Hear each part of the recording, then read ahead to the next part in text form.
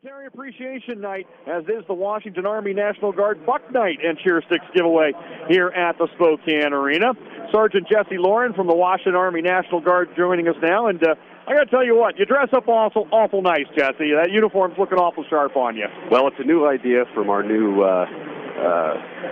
staff at the office, and it seems to be doing pretty well for us. We actually get to look nice, go out, talk to some kids, and they like shiny medals and shiny ribbons, so it works out for recruiting. It works out to sort of represent the Guard in something other than the ACUs that they're used to seeing us in.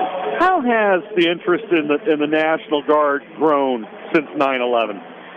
9/11 obviously saw a tremendous influx of very, very, very patriotic people in general, from kids to adults to grandpas and grandmas wanting to get their kids involved. And in general, in the schools, even the spirit of patriotism has really, really taken over at the schools and provides an excellent backdrop for us, because it really offers, the National Guard is able to offer that hometown, stateside pride in addition to an international mission. We are the people who take care of the homeland. We're the people who take care of your neighbors.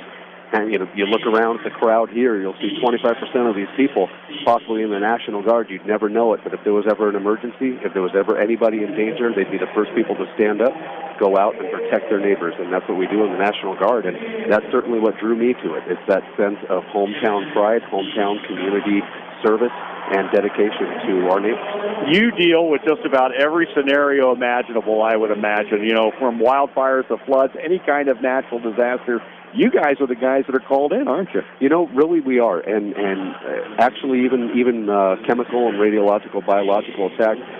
Don't know if you remember last year, there was some, I can't remember who it was, ricin or something else that was sent to the post office and the judge in Spokane, and it was the National Guard soldiers that responded to that with our chemical, radiological, biological, and nuclear specialists. Went out there and made sure everything was okay and worked with police, law enforcement locally, as well as statewide to stop the threat, to arrest the threat, and take care of business. Again, it's neighbors taking care of neighbors. Now, how did the relationship with the Chiefs begin, and what do you guys do on a night like tonight here at the arena?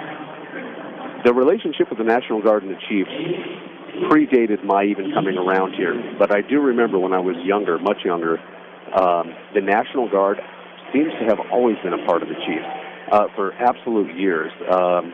Sergeant James Kane, I remember from years, maybe in the 90s, being so involved with the Chiefs. And that relationship has really blossomed, again, because this is such a huge venue for Spokane. It really showcases hometown pride, and again, that really goes hand in hand with the Army National Guard, the Washington Army National Guard, as a way of boosting the community, focusing on neighbors, and all around just being there for everybody. The Chiefs as an entertainment and hometown pride, and the National Guard to keep everybody safe.